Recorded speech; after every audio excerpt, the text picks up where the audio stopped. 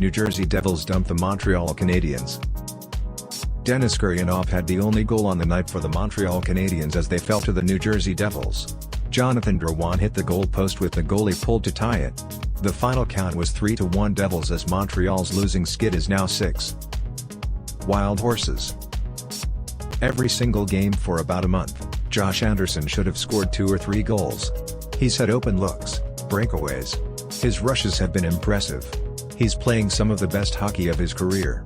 Head coach Martin St. Louis felt that he could teach Anderson how to be a smarter hockey player to achieve more. He was right. Anderson looks like a different player this season.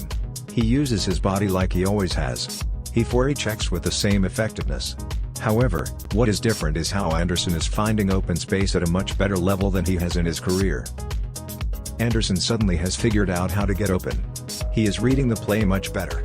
He is, along with Mike Matheson, the most improved Canadiens player from 2 or 3 seasons ago.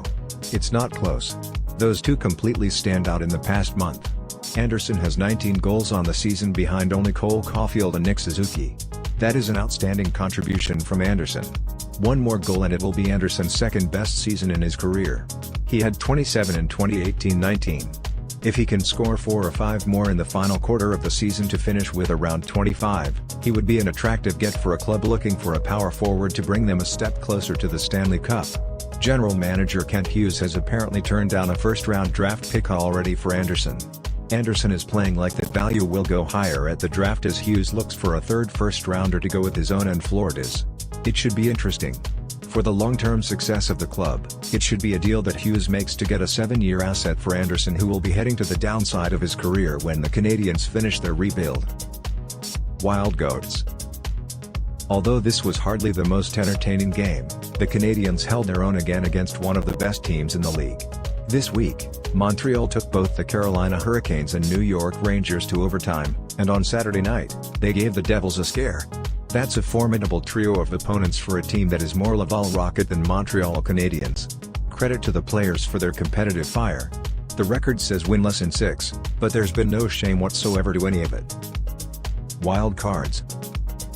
The news today that Kirby Dach skated before practice was deceptively important. The case of Kirby Dach is one for the Hardy Boys series.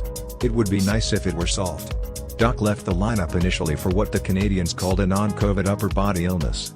This used to be what we called a cold, or the flu. Now it needs that preface of non-COVID for clarity to ensure that no one frets that a contagion is going to go through the room that could sideline many players.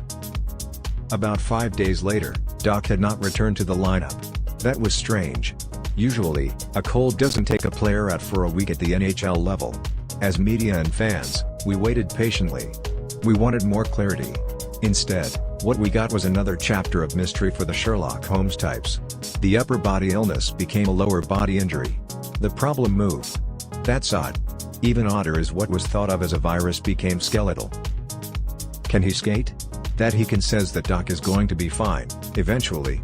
He's on the ice and the clock is now ticking to his return. Whatever the injury was, it's now going in the right direction. Now, all we seek is a return date. It's been almost a month already. It would be nice to learn one day how all of this illness to injury evolved, but if we don't know, then allow for privacy. As long as he is back on the ice, that is all that matters.